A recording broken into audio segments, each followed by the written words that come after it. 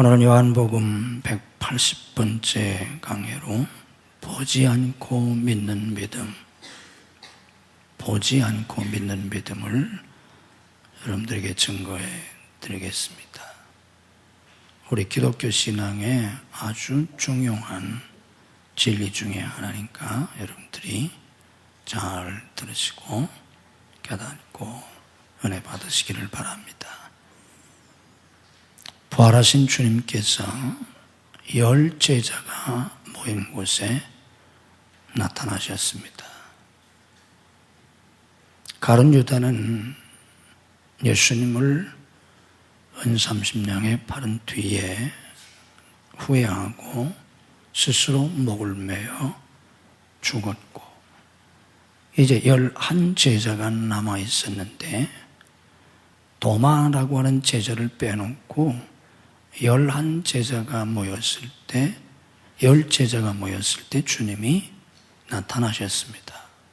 그래서 10 제자가 부활하신 주님을 배웠습니다.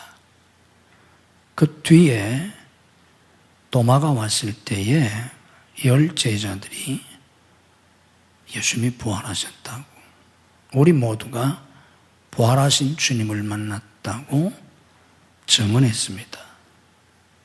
그런데 놀랍게도 도마는 믿지 않았습니다. 난 믿을 수 없다고. 내가 직접 예수님을 만나 뵙고 내 손가락을 못 박히셨던 예수님, 그 손에 내 손가락을 넣어보고 옆구리에 창을 맞으셨던 그 옆구리에 내 손가락을 넣어보기 전에는 내가 믿지 못하겠다고 말합니다. 자, 지금 예수님이 부활하셨다고, 부활하신 주님을 만났다고 도마에게 증언하는 사람들이 누굽니까? 3년 동안 예수님을 따라다녔던 제자들 아닙니까? 도마와 함께 3년 동안 예수님을 섬기며 예수님을 따라다니며 예수님과 동고동락했던 12사도들이고, 그리고 자기 동료인데, 그것도 그 사람 중에 몇 사람이 부활하신 예수님을 만났다는 게 아니고, 목매어 죽은 유다를 빼놓고 남은 10 제자가 모두 다 한결같이 부활하신 주님을 배웠다는데 도마는 믿지 않았습니다.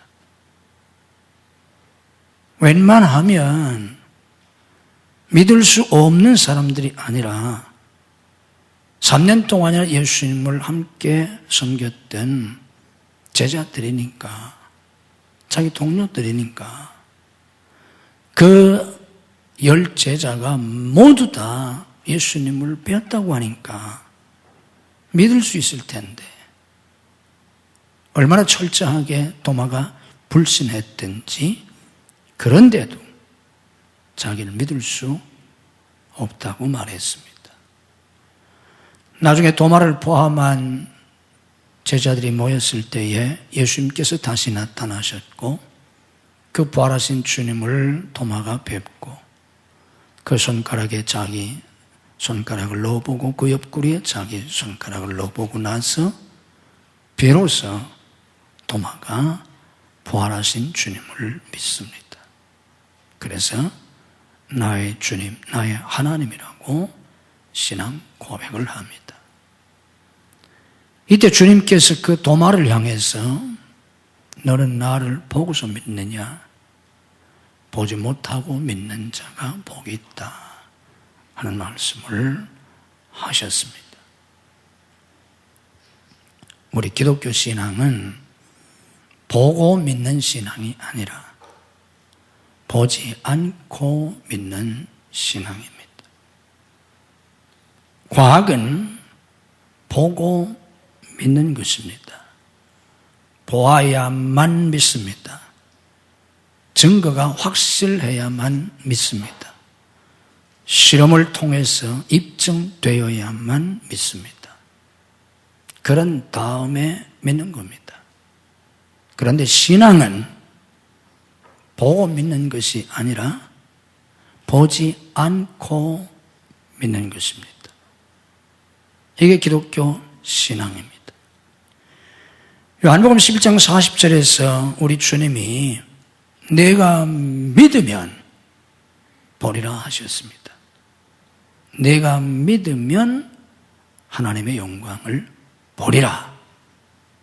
하나님의 영광을 보고 믿으라는 말씀이 아니고 내가 믿으면 하나님의 영광을 보리라. 믿음장이라고 일컬어지는 히브리서 11장 1절 말씀에 보면 믿음은 바라는 것들의 실상이요 보이지 않는 것들의 증거니, 전에 개역성경에 보지 못하는 것들의 증거니 그랬는데 보이지 않는 것들의 증거니, 여기 증거란 말은 확신이란 뜻입니다. 보이지 않는 것들을 확신하는 것. 보이지 않는 걸 어떻게 확신합니까? 그런데 믿음은 바로 보지 못하는 것, 보이지 않는 것을 확신하는 거라는 겁니다. 그래서 고린도서 5장 7절 말씀 보면 우리가 믿음으로 행하고 보는 것으로 행하지 아니하미로라 하였습니다. 보는 것으로 행하는 것이 아니라 우리는 보지 못하지만 보이지 않지만 믿음으로 행한다는 말입니다. 구체적인 예를 들어보면 우리는 천국과 지옥을 보고 믿는 것이 아닙니다. 아무도 천국에 가본 사람 없고 지옥 가보지 않았습니다. 그런데 우리는 천국에 가보지 않았지만 천국을 보지 못했지만 천국을 믿고 또 지옥도 믿습니다. 이게 기독교 신앙입니다. 그래서 믿음은 항상 보리랍니다. 보아라가 아니고 보리라, 보아라, 그리고 믿어라. 그게 아니고 보이지 않지만 믿어라. 그러면 보리라. 이게 성경입니다. 과학적 사고에 익숙해진 사람들은 보여달라고 합니다. 보여주세요. 그럼 내가 믿을게요. 그런데 성경은, 하나님은 우리에게 믿어라. 먼저 믿어라. 그러면 내가 보리라. 이렇게 말씀하십니다. 우리가 잘 아는 것처럼 욥은 동방에서 가장 큰 부자였고 10남매를 두고 행복하게 살았었는데 하루아침에 그 모든 것을 다 잃어버립니다. 10남매가 죽고 모든 재산이 다 없어지고 자기 자신도 온몸에 병이 나서 극심한 고통 속에서 어려움을 겪습니다. 그때 욥기 23장 8절 이하에서 욥이 이런 고백을 합니다. 내가 앞으로 가도 그가 아니 계시고 뒤로 가도 보이지 아니하며 그가 왼쪽에서 일하시나 내가 만날 수 없고 그가 오른쪽으로 돌이키시나 배울 수 없구나.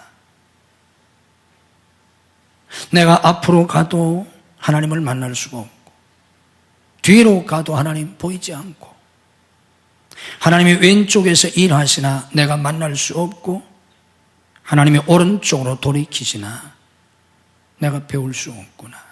하나님이 보이지 않는다는 겁니다. 그런데 놀라운 것은 10절에 그러나 내가 가는 길을 그가 아시나니 그가 나를 단련하신 후에는 내가 순금같이 정금같이 되어 나오리라. 이런 고백을 합니다. 앞으로 가도 뒤로 가도 좌로 우로 바라보아도 하나님 안 보이는데 볼 수 없는데, 그래서 답답한데, 그러나 나는 믿는다는 고백입니다. 결과는 어떻게 되었습니까? 그의 믿음대로 욥은 갑절의 축복을 받게 됩니다. 히브리서 11장 8절 말씀 보면 믿음의 조상 아브라함은 부르심을 받았을 때에 갈 바를 알지 못하고 갔다고 하였습니다. 갈 바를 알지 못하고, 보고 간 게 아닙니다. 알고 간 게 아닙니다. 갈 바를 알지 못한 채 하나님을 믿는 믿음으로 간 겁니다. 시편 27편 13절 말씀 보면 다윗은 이렇게 고백합니다. 내가 산 자들의 땅에서 여호와의 선하심을 보게 될 줄 확실히 믿었도다. 그도 많은 어려움을 당했습니다. 죽음의 위기를 겪었습니다. 그러나 다윗은 그런 속에서 내 미래를 내가 볼 수는 없지만, 보이지 않지만 나는 확실히 믿는다. 난 죽지 않는다. 나는 내가 살아있는 이 땅에서 하나님의 선하심을 볼 줄 난 확신한다. 그런 위대한 믿음의 고백을 하고 있는 것입니다. 결과는 어떻게 되었습니까? 다윗은 승리했습니다. 하나님의 영광을, 넘치는 하나님의 영광을 그는 보았습니다. 이것이 믿음입니다. 보고 믿는 것은 누구나 할 수 있습니다. 뭐 보이는데, 분명히 보이는데 못 믿을 것 있습니까? 보고 믿는 것은 누구나 할 수 있지만 보지 않고 믿는 것은 누구나 할 수 없습니다. 그래서 성경에 믿음은 모든 사람의 것이 아니라고 하신 겁니다. 보지 않고 믿는 거니까. 여기에 신앙생활에 어려움이 있습니다. 왜 신앙생활이 그렇게 어려우냐? 신앙생활에서 가장 문제가 되고 가장 어려운 게 뭐냐면 믿는 겁니다. 여러분이 다 믿는다고 하니까 믿음에 아무런 문제가 없는 것처럼 생각할 수 있지만 아닙니다. 우리가 한평생 늙어 죽을 때까지 신앙생활 하면서 계속해서 우리에게 항상 문제가 되는 건 믿는 겁니다. 한평생 우리는 불신앙과 싸우는 겁니다. 아무 일 없을 때는 믿는 것 같지만 어려움이 생기면, 위기가 닥쳐오면 믿기 어렵습니다. 보이는 것을 믿는 게 아니니까. 특별히 과학적 사고에 길들여진 현대인들은 믿음을 갖기가 더 어렵습니다. 이성이 강한 남자 교인들은 여자 교인들에 비해서 믿음을 갖기가 더 어렵습니다. 그래서 교회 안에 많은 남자 교인들은 사실 믿음이 별로 없습니다. 보는 것을 믿어야 하는데 보지 못하는 걸 믿으라고 하니까 믿을 수가 없습니다. 그리고 그런 기독교를 마음을 열고 받아들이려고 하지 않습니다. 성경을 읽어도 그냥 읽는 것입니다. 목사의 설교를 들어도 그냥 듣는 것뿐이지 받아들이지는 않습니다. 이런 사람들이 교회 안에 너무 많습니다.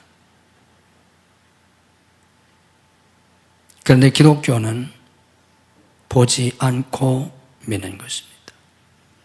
보지 않고 보이지 않는 것을 믿어야 합니다. 이걸 어떻게 믿습니까? 이걸 믿으려면 이성적 사고가 깨어져야 합니다. 내 눈으로 보는 것만 믿고 이성적으로 이해하고 합리적인 것만을 받아들이는 그 사고가 어느 날 하나님의 역사 속에 깨어져야 합니다. 그렇게 해서 믿음의 세계에 들어간 우리가 잘 아는 대표적인 사람 중에 하나가 이어령 교수입니다. 이어령 교수는 자타가 인정하는 대한민국 최고의 지성인입니다. 한평생 지식을 공부했고 지식을 가르쳤고 지식의 세계에서 살았던 그가 어떻게 영적 세계로 넘어오게 되었나? 그가 자기 이성을 부인하고 영적 세계로 들어오게 된 계기가 딸의 질병 때문입니다. 그가 사랑했던 딸, 가장 사랑했던, 어렸을 때부터 너무 총명하고, 그 딸은 수재입니다. 수능 전국 손가락 안에 드는 그런 수재예요. 너무 총명하고 어렸을 때부터 속 한 번 썩인 적 없고 정말 여린 교수가 사랑했던 딸인데, 그 딸이 미국에 가서 한국에서 대학을 졸업하고 미국에 가서 공부하고 변호사가 되고 미국에서 잘 나가는 그런 딸이었는데, 그 딸이 하와이에 있을 때 아버지가 그 딸을 보기 위해서 갔는데, 오랜만에 뵙는 아버지를 위해서 그 딸이 주방에서 다과를 준비하는데 덜그덕거리는 소리가 보통 이상이고, 또 뭔가 금방 다과 준비가 안 되는 것 같아서 유심히 딸을 보았더니 이상한 겁니다. 그릇을 잡는 거, 또 과일을 깎으려고 과일을 잡고 또 칼을 손에 들고 하는 이 모든 것들이 이상합니다. 그래서 유심히 보았더니 놀랍게도 그 딸이 앞이 안 보이는 겁니다. 그래서 앞이 안 보이니까 그렇게 더듬거렸던 겁니다. 이 모습을 본 여름 교수는 큰 충격을 받습니다.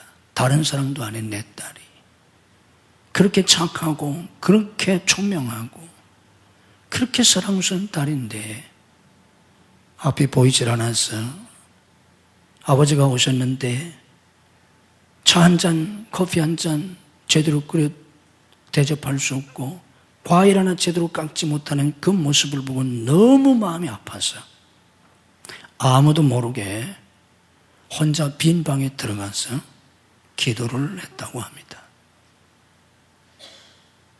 나는 신을 믿지 않지만 내 딸이 믿는 신이 정말 살아 계시다면 내 딸의 눈을 뜨게 해주세요. 그러면 내가 내 딸이 믿는 신을 믿겠습니다. 그리고 내 남은 삶을 내 딸이 믿는 신께 바치겠습니다. 너무나 가슴이 아파서 아무도 모르게 빈 방에 들어가서 그런 기도를 드렸다고 합니다. 그 뒤에 아버지가 수술이라도 한번 해보자고, 서양 사람들은 손이 커서 세밀한 그런 수술을 못하니까 그래도 손이 작은 한국 의사들이 수술을 잘하니까 한국에 와서 수술하자고 딸을 불러서 한국 병원에 가서 이제 진단을 하고 수술을 하려고 합니다. 수속을 다 밟은 뒤에 이제 마지막 수술 날짜가 돼서 이제 수술을 하려고 가서 최종적으로 마지막 검진을 하는데, 그때 놀랍게도 의사가 그런 말을 합니다. 당신 왜 왔냐고. 아니, 왜 오다니? 내가 눈이 안 보여서 수술하러 왔습니다. 미국 의사가 그러는데 내가 지금 망막에 이런 문제가 생겨서 볼 수 없게 됐다고. 이런 문제가 있다고 의사가 얘기했습니다.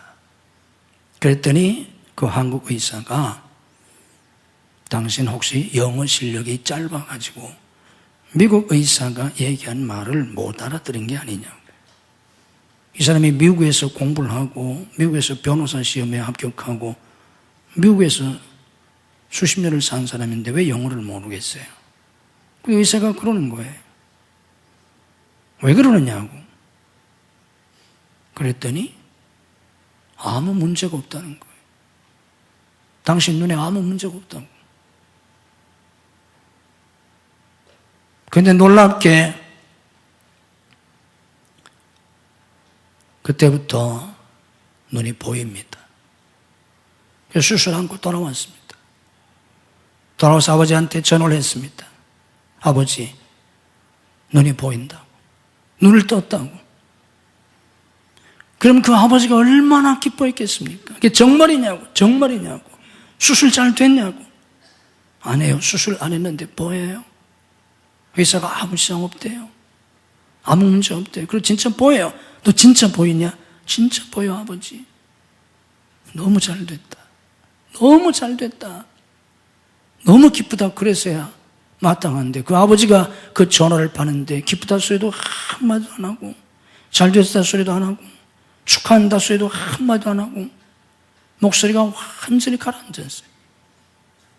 그러면서 그 아버지가 하는 말이 이제 큰일 났다 그러셨어요. 실명했던 딸이 눈을 뜨게 됐다는데 그 아버지가 이제 큰일 났다고 하는 거예요.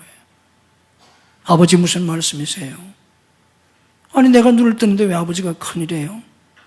그랬더니 그때 그 아버지가 하는 말이 하와이에서 네가 눈이 안 보일 때 그 모습을 보고 내가 너무 마음이 아파서 하나님께 기도했단다. 난 하나님을 안 믿지만 내 딸이 믿는 신이 정말 살아계시다면 내 딸이 눈을 뜨게 해주시고 그렇다면 내 딸이 믿는 신을 내가 믿겠다고. 네가 믿는 하나님하고 내가 약속했단다.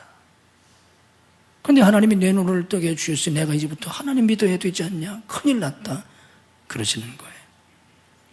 결국 이어른 교수는 하나님 앞에 무릎을 꿇고 세례를 받습니다.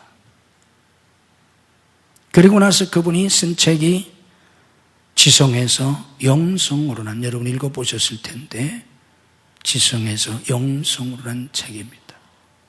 지성을 넘어서서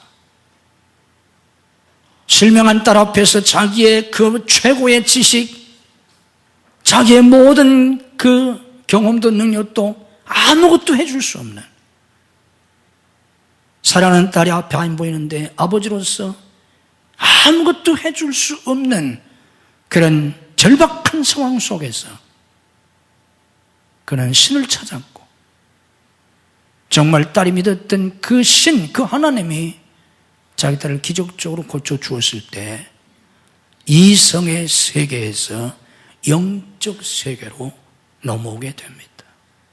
그래서 지성을 넘어서서 영적 세계로 하나님 품으로 돌아와서 그는 구원받고 하나님의 백성이 되고 그런 책을 쓴 겁니다.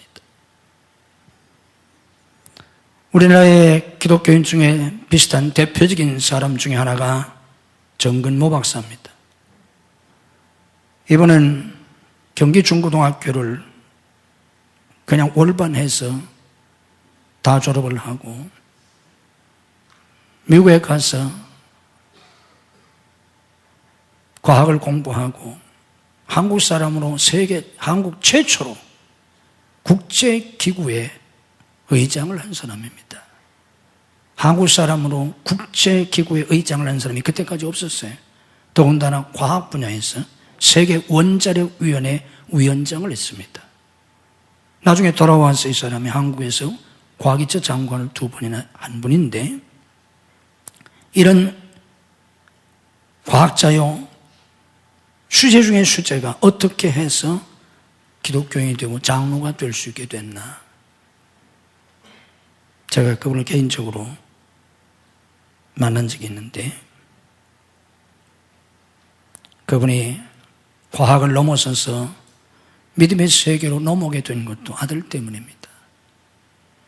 IQ 150이 넘고 아주 총명했던 자기 아들이 우울증에 걸리고 질병에 걸려서 정상적인 생활이 불가능한 그런 참담한 모습 앞에 견딜 수가 없어서 결국은 자기의 과학적 지식도 모든 것도 다 내려놓고 하나님 앞에 무릎을 꿇습니다. 아들을 고쳐달라고. 그랬더니 하나님이 그의 기도를 들으시고 아들을 고쳐주십니다. 아들이 정상적으로 돌아와서 취직을 하고 결혼을 하고 행복하게 삽니다.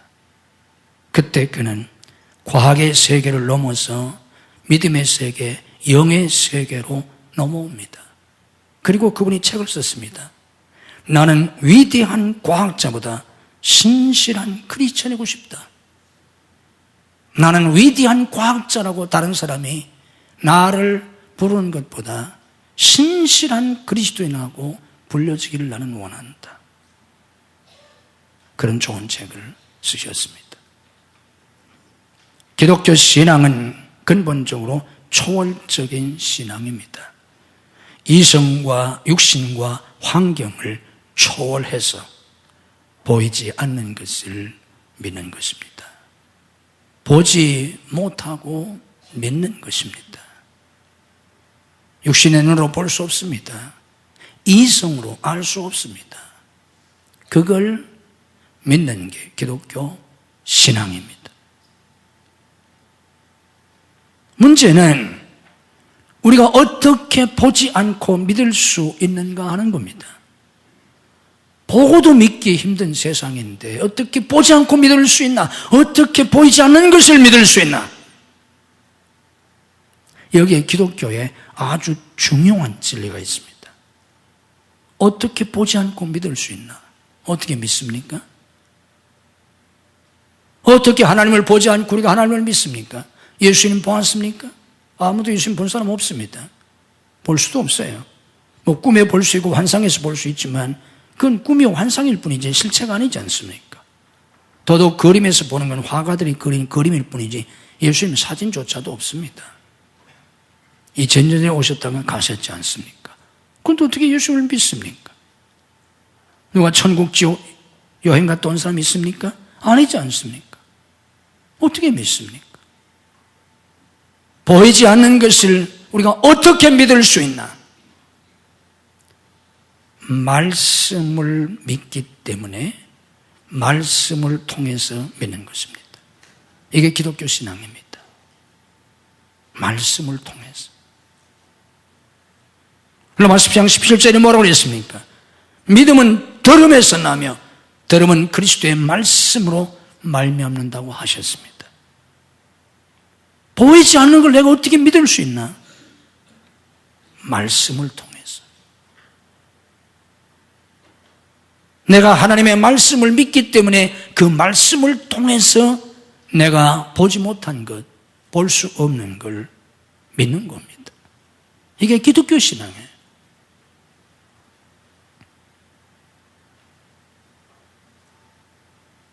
모세는 호렙산에서 하나님을 만나고 하나님의 말씀을 듣습니다.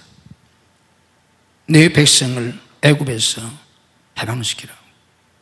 그때 모세는 나이도 80이고 가진 것도 아무것도 없었습니다. 군대도 없고 돈도 없고 아무것도 없었습니다. 그런데 하나님 말씀 하나만 믿고 바로에게 갑니다. 결국은 어떻게 됐습니까? 하나님이 이스라엘 백성들을 출애굽시키는 걸 보게 되지 않습니까? 여호수아 갈렙은 하나님이 아브라함 때 약속하신 가나안의 약속의 말씀을 믿었습니다. 출애굽했을지라도 이스라엘 백성들은 광야 생활하면서 문제만 생기면 끊임없이 불신앙에 빠졌습니다. 우리는 여기서 죽는다. 왜 우리를 여기로 데려왔느냐? 애굽에서 차라리 죽게 놔두지. 그러나 여호수아 갈렙은 하나님의 말씀을 믿었습니다. 그래서 어떻게 됐습니까? 불신앙의 사람들이 다 광야에서 죽었지만 여호수아 갈렙은 약속의 땅을 들어갔습니다. 그 땅을 그들은 밟게 되었습니다. 그들은 그 땅을 그들의 눈으로 보게 되었습니다. 젖과 꿀이 흐르는 그 땅의 열매를 그들은 손에 잡을 수 있었습니다. 이게 믿음입니다. 이게 신앙입니다. 가나안 땅에 들어가고 나서 약속의 말씀을 믿는 것이 아닙니다. 가나안의 약속의 말씀을 믿게 될 때 가나안에 들어갈 수 있게 되고 하나님이 약속하신 것이 현실로 내 삶 속에 이루어지는 것을 보게 되는 것입니다. 이게 기독교 신앙입니다. 보려고 하지 마세요. 오해하지 마세요. 많은 기독교인들이 지금 내가 믿음이 약하기 때문에 지금은 내가 영성이 약하기 때문에 안 보이는데 내 믿음이 자라면 내가 영적으로 더 신령해지면 보리라고 생각합니다. 아닙니다. 절대로 아닙니다. 그것은 성경 우리 기독교를 오해하는 것입니다. 저도 옛날에는 그런 줄 알았어요. 나도 40일 금식기도 한 사람이에요. 뭐 오죽하겠어요. 내가 중학교 때 성령 받은 사람인데. 그런데 기독교는 그런 종교가 아니에요. 우리가 아무리 믿음이 자라도 아무리 신령해져도 보이지 않아요. 하나님 안 보여주세요. 보려고 하는데 안 보여주니까 전혀 믿음이 없는 사람은 무당을 찾아갑니다. 우리나라에 지금 교회가 6만 개고 목회자, 교역자가 10만 명입니다. 무당과 무속인이 얼마인지 아세요? 여러분들 보면 너무 교회가 많다고 생각하죠. 뭐 빌딩마다 십자가 다 있으니까. 지금 한국의 목사, 전도사, 목회자가 10만 명이에요. 그런데 무속인과 역술인이 몇 명인지 아세요? 최근에 나온 통계를 보니까 우리나라의 무당과 역술인이 60만 명이에요. 우리나라에. 목회자 숫자의 6배예요. 60만 명. 왜 그들이 살겠어요? 어떻게 먹고 살겠어요? 찾아오는 사람이 있으니까 먹고 살지. 찾아오는 사람 없어보세요. 다 문 닫고 다른 일을 하지. 누가 찾아가겠어요? 안 믿는 사람이. 그리고 믿는 사람도 많이 간대요. 남 모르게 장로들도 간대요. 왜? 보고 싶은데 안 보이니까. 그걸 찾아갑니다. 그것보다 조금 믿음이 좋은 사람들이 어디를 찾아갑니까? 멀쩡하게 교회에 소속돼서 교회를 다니는 사람들이 어디를 찾아가느냐? 기도원이나 기도처를 찾아갑니다. 십자가를 달아놓고 무슨 기도원, 무슨 기도처, 무슨 교회 해놓은 작은 그런 교회 비슷한 것들은 다는 아니지만 100%는 아니지만 거의 대부분이 잘못된 곳입니다. 거기 가면 보여줍니다. 자기가 다니는 교회에서는 못 보는데 담임 목사한테 얘기해봐야 뭐 담임 목사도 안 가르쳐주니까 물어보지도 않고 목사한테 얘기 못하게 하고 저희들끼리 절대 목사한테 얘기하지 말아라. 속장한테 얘기하지 말아라. 속장도 모르게 구역장도 모르게 저희들끼리 해가지고 다 거기 다니는 사람들이 왜 가느냐? 보아야 믿을 텐데 안 보이니까. 거기 가면 가르쳐주니까. 거의 대부분 다 잘못된 것들이에요. 착각하지 말아요. 보지 않고 보지 못하고 믿어야 하는데 그게 기독교 신앙인데 이걸 못 믿으니까 보고 싶어 하고 보고 싶어 하는 사람들이 자꾸만 많아지니까 여기에 사탄의 역사에서 보여줍니다. 점치는 귀신들이 들어가 사는 거예요. 그게 다. 놀라세요. 착각하지 말아요. 저 자신도 내가 중학교 때 성령을 받고 기도하고 그 누구보다 내가 영적이고 신령한 걸 제가 추구하는 사람이에요. 저 자신도. 그런데 기독교 신앙은 영적인 그리스도인이 되어야 되고 영적 생활을 해야 되지만 그 영적이라고 하는 것은 내가 신령하기 때문에 보고 믿는 게 아니에요.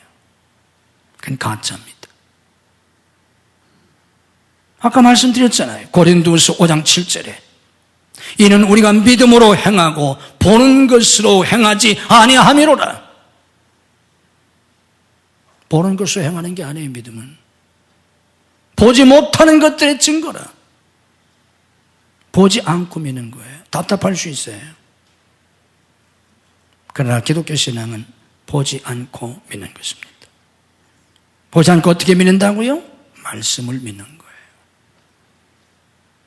내가 이 하나님의 말씀을 하나님의 말씀으로 절대 진리로 믿을 수 있느냐 믿지 못하느냐 여기에 우리 기독교 신앙의 성패가 달려있어요. 알고 보면 그러면 하나님의 말씀은 또 우리가 어떻게 믿을 수 있냐? 하나님의 말씀을 어떻게 믿을 수 있습니까? 하나님의 말씀은 디모데후서 3장 16절 말씀 보면 성령의 감동으로 기록되었다고 하셨습니다. 성령의 감동으로 기록된 이 하나님의 말씀을 우리가 읽을 때, 설교를 통해서 들을 때 성령이 역사하시면 믿어집니다. 성경을 읽는다고 믿는 게 아니에요. 성경 앞만 읽어도 믿음 안 생기면 안 생기는 거예요. 못 믿는 거예요. 설교 아무리 몇백 번, 몇천 번 들어도 안 믿어지면 안 믿어지는 거예요.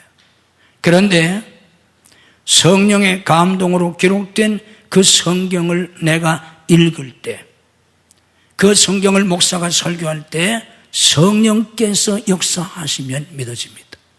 그래서 믿는 거예요. 그래서 하나님의 말씀이, 성경 말씀이 절대 진리의 하나님의 말씀으로 믿어지면 그 말씀이 우리에게 가르쳐 주는 것을, 내 눈에 보이지 않지만 그 말씀을 내가 믿고 사는 겁니다.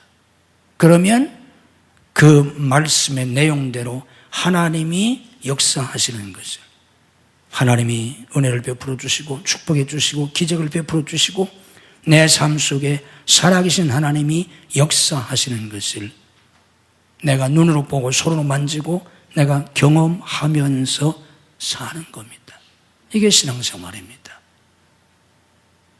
다시 한번 말하지만 하나님의 역사를 내가 경험했기 때문에 믿는 게 아니고, 내가 하나님의 말씀을 믿었더니, 믿고 순종해서 살았더니 그 말씀대로 되어지는 것을, 내가 믿으면 하나님의 영광을 보리라 하신 주님의 말씀처럼 그 말씀이 내 삶 속에 실제로 이루어지는 것을 보는 거예요.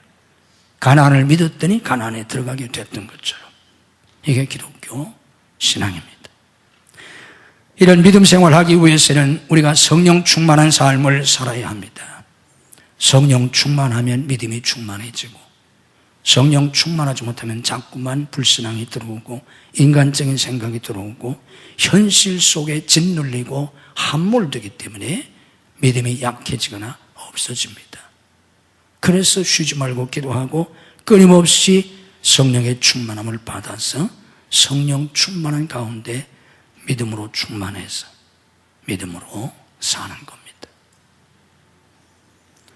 그리스도인 작가요 목회자 중에 브라이언 잔드라는 목사님이 있습니다. 1977년에 이분이 18살 되었을 때, 18세 때 급성 백혈병으로 한 달 반밖에 살지 못한다는 진단을 받습니다. 18살 나이에 6주밖에 살지 못한다는 진단을 받았으니까 이게 무슨 청천벽력입니까? 너무나 큰 충격을 받았습니다. 혼란스러웠습니다.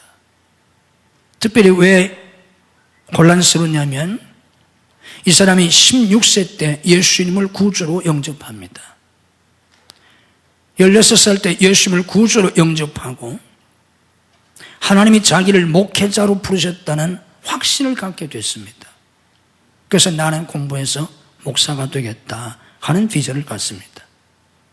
그리고 미주리 세인트 조셉 지역에 교회를 세우고 전 세계를 다니며 복음을 전파할 것이라는 비전을 하나님이 주셨습니다. 그래서 그런 믿음을 가졌습니다. 나는 목사가 될 것이고, 그리고 세인트 조셉 지역에 교회를 세울 것이고 전 세계 다니면서 내가 복음을 전파하게 될 것이다. 그런 믿음을 갖고 있는데 18살 때 급성 백혈병에 걸려서 6주밖에 살지 못한다는 의사의 진단을 받게 된 겁니다. 어떻게 해야 합니까? 충격적이었고 혼란스러웠습니다. 뭐가 이게 어떻게 된 건가? 내 믿음이 잘못됐나? 내가 받은 하나님의 그 계시가 잘못된 건가? 혼란스러웠어요. 자, 여러분들 살다 보면 이런저런 문제에 부딪힐 수 있고 때로는 위기를 당할 수 있는데 이렇게 극단적인 위험, 위기 속에 있을 때 6주밖에 못 산다는데 지금 애가 이런 극단적인 어려움에 빠졌을 때 어떻게 해야 합니까? 잘 들으세요. 굉장히 중요합니다. 이때 아주 중요해요. 까딱 잘못하면 다 죽는 것이고 잘해야 삽니다. 이런 상황 속에 있을 때 제 아주 가까운 제가 잘 아는 제 친구 2사람이 암에 걸렸습니다. 암에 걸렸는데 한 분은 돌아가셨고 한 사람은 살았어요. 산 사람은 지금도 살아있어요. 한 사람은 죽었어요. 한 사람은 의사가 2개월밖에 살지 못한다고 했습니다. 폐암인데 저 폐암에는 췌장암인데 2개월밖에 살지 못한다고 했어요. 또 한 사람도 희귀암이에요. 만약에 여러분이 그런 정황에 있다면 어떻게 해야 합니까? 잘 들으세요. 이때 제 친구 한 사람은 기도하는 사람들을 만났고 또 병원에서는 2개월밖에 살지 못한다고 했는데 특별치료, 자연치료 이거 하는 사람들을 만납니다. 그래가지고 외부 사람들과 모든 걸 차단하고 이런 사람들의 기도를 받고 또 이런 치료를 들어갔습니다. 그래서 저하고 아주 가까운 그런 나보다 나이는 2살 아래인 그런 후배 친구인데 가까운 사람이지만 나도 만나지 못했어요. 우리 한중신학교 이사 중에 한 사람이었는데 외부를 차단하고 결과는 어떻게 된지 압니까? 딱 2달 됐는데 죽었어요. 멀쩡했던 사람이 딱 2달 만에. 근데 한 사람은 살았어요. 지금도 건강해요. 산 사람은 누군가? 어떻게 살았나? 정신 차리세요. 이 브라이언 잔드가 이런 상황 속에서 혼란스러웠는데 그때 이 사람이 뭘 했나? 이게 중요합니다. 여러분들 그런 상황이 든다면 뭘 해야 하는지를 알아야 돼요. 사람 만나야 아무 소용없어요. 어떤 병원 가도 소용없고 어떤 약을 먹어도 소용없고 그런 상황이 되면 고칠 수 있는 약 세상에 없어요. 5만 가지 약들 얘기하고 막 한 번 먹는데 한 번 주사 맞는데 수백만 원씩 내가 보건대학 이사할 때 같이 이사했던 친구 딸도 암에 걸렸는데 나도 병원에 갔을 때 내가 가수 위문도 해보고 그랬는데 한 번 주사 맞는데 1,000만 원 가까운 것도 막 맞고 그랬어요. 그러면 나는다고 그랬어요. 다 소용없어요. 죽었어요. 다 소용없습니다. 절대 못 삽니다. 살 길은 딱 하나밖에 없어요. 그때 뭘 해야 되냐? 이 브라이언 잔드 또 제가 아는 그 목사 이 브라이언 잔드는 이런 혼란스러운 상황 속에서 성경만 읽었습니다. 처음부터 성경을 다시 읽었습니다. 제 친구 목사도 그 사람 나이가 나하고 똑같은데 생일만 나보다 좀 어린데 그 사람도 창세기부터 성경을 다시 읽었어요. 목사인데도. 그때 성경을 처음부터 다시 읽어야 돼요. 성경만 읽어야 돼요. 다른 거 아무것도 소용없어요. 처음부터 다시. 성경을 읽다가 그 성경 말씀 속에서 나를 살릴 수 있는, 내가 살 수 있는 말씀을 찾아야 돼요.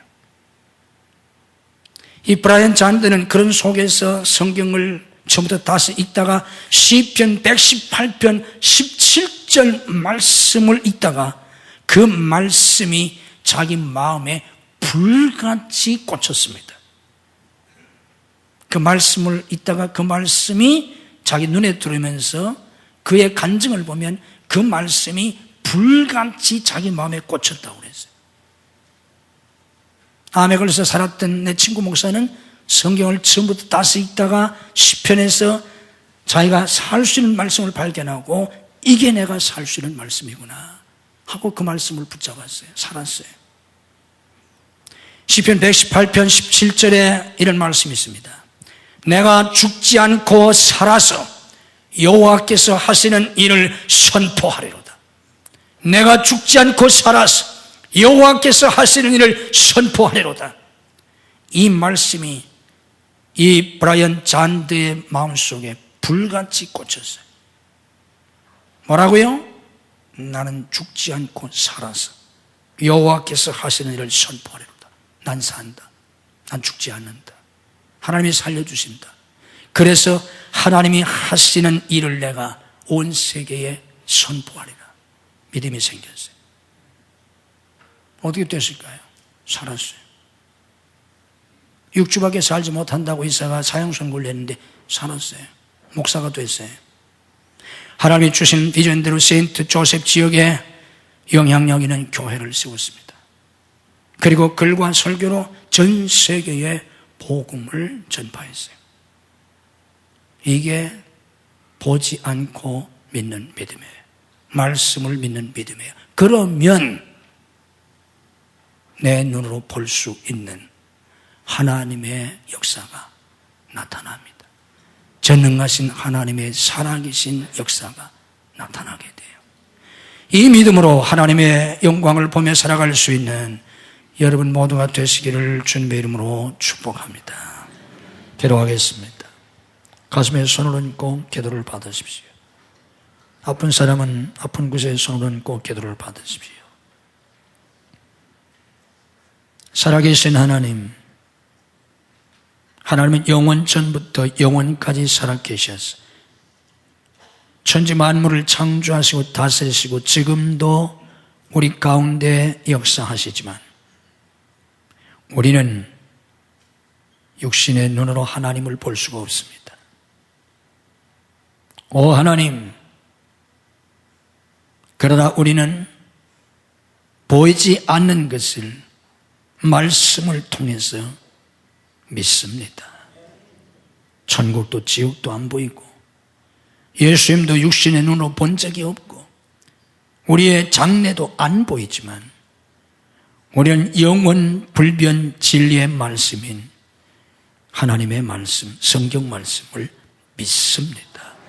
그 말씀을 통해서 하나님도 믿고 예수님도 믿고 십자가 구원의 진리도 믿고 우리와 함께 하시는 하나님, 우리의 미래를 책임지시고 인도하시고 역사하시는 우리 삶 속에 가장 좋은 것으로 축복해 주시는 하나님을 믿습니다. 내 삶에 고난이 찾아오고 위기와 역경이 다가올지라도 내 앞이 안 보이지만 우리는 하나님의 말씀을 믿나이다. 그 믿음대로 하나님이 역사해 주시는 것을 우리의 삶으로 경험하고 눈으로 보고 누리면서 살게 되는 것이 그리스도인의 신앙생활인 것을 저희들이 깨닫게 하시옵소서.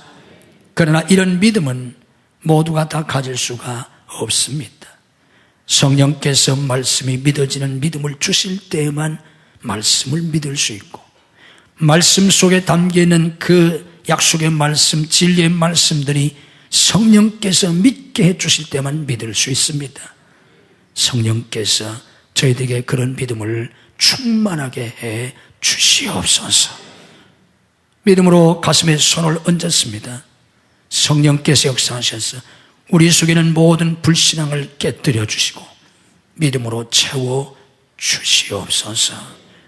주님의 피 묻은 손으로 안수하셔서 우리의 모든 죄와 허물, 우리의 모든 염려와 근심과 두려움, 탐욕과 우리의 모든 악함, 우리의 모든 상처들, 우리의 모든 짓눌림, 우리의 교만과 열등감, 이 모든 것들을 주께서 다 씻어 주시옵소서. 믿음으로 성령으로 채워 주시옵소서. 머리머리에 안수하시고 하늘의 지혜와 총명과 명철을 주셔서 진리의 말씀을 깨달으시게 하시고 믿어지게 하시고 그 말씀대로 살 수 있는 은혜를 더하여 주시옵소서. 주님의 보혈로 저희들을 씻으시고 덮어 주시옵소서. 모든 어둠의 세력을 물리치시고 하나님의 빛으로 감싸 주시옵소서. 천군 천사를 동안의 울타리를 삼아 저희들을 지켜 주시옵소서. 예배하는 성도들의 영혼과 마음과 육신을 치유해 주옵소서. 오늘도 우리의 병들고 약한 육신을 주님의 능력으로 치유해 주옵소서. 주님이 채찍에 맞음으로 나음을 입었다는 말씀을 믿습니다. 여호와 라파 치유하시는 하나님을 믿습니다. 믿는 자들에게는 표적이 따르리니 병든 자에게 손을 얻은 즉 나으리는 말씀을 믿습니다. 믿음의 기도는 병든 자를 일으킨다는 말씀을 믿습니다. 믿음으로 아픈 곳에 손은 싸우니 치유의 기적을 베풀어 주시옵소서. 내가 나사렛 예수 그리스도 이름으로 명하노니 우리를 괴롭히는 모든 병마는 다 물러갈지어다. 예수님의 이름으로 이 시간 치유될지어다. 예수님의 이름으로 건강이 회복될지어다. 예수님의 이름으로 새 힘을 얻을지어다. 역사해 주시옵소서. 가정 속에 인가도 시켜주셔서 온 가족이 하나님을 섬기며 복받고 쓰임받는 믿음의 가정들을 삼아 주시옵소서. 우리의 자녀들의 가정을 파괴하려고 하는 모든 사탄의 세력을 주님이 결박하시고 물리쳐 주시옵소서. 내가 나사렛 예수 그리스도 이름으로 명하노니 우리의 자녀들의 가정을 파괴하려고 하는 모든 사탄의 세력은 성령의 결벌받고 다 물러갈지어다. 우리 자녀들을 책임지시고 주님이 교육시키시고 앞길을 열어주셔서 하나님 앞에 복받고 쓰임받게 해 주시옵소서. 믿음을 주시고 지와 총명과 명철을 주시고 앞길을 열어주시옵소서. 복된 사람들을 붙여주시고 환경을 열어주시옵소서. 공부하는 학생들의 학업의 문을 열어주시옵소서. 진학의 문을 여시고 유학의 문을 열어주시옵소서. 취업의 문을 여시고 사업의 문을 열어주시옵소서. 결혼의 문을 여시고 태의 문을 열어주시옵소서. 사역의 문을 열어주시옵소서. 예수님의 이름으로 우리 자녀들의 앞길이 열릴지어다. 역사해 주시옵소서. 성도의 직장과 사업을 붙잡아 주셔서 형통하게 하시고 창대케 되게 하시고 주와 복음을 해서 세계 선교에 쓰임받게 해 주시옵소서. 아버지 앞에 믿음으로 예물을 드립니다. 11조를 드리고 감선금, 선경금, 구제한금, 건축금, 해외 성전 건축원금을 드립니다. 주께서 받으시고 하늘과 땅의 복으로 금세한 내세의 복으로 자녀 후손의 복으로 삶의 형통함으로 사역의 풍성한 열매로 믿음의 명문가를 이루도록 하나님의 은혜와 복을 부어 주시옵소서. 아버지 앞에 나와 예배하는 모든 성도들을 축복하시고 병상에서 나오지 못한 성도들, 입원해 있는 성도들 주님이 찾아가셔서 능력의 손으로 일으켜 주시옵소서. 줄 타주는 성도들, 해외에 나가는 가족들, 군문에 나가는 아들들, 유학생들을 지키시고 축복해 주옵소서. 믿음이 연약하여 주의를 성수하지 못하는 성도들에게 주의를 성수할 수 있는 믿음을 더하여 주옵소서. 이 한 주간도 주님이 주시는 은혜와 축복이 넘치는 복된 한 주간이 되게 해 주옵소서. 예수님 이름으로 축복 기도하옵나이다. 아멘.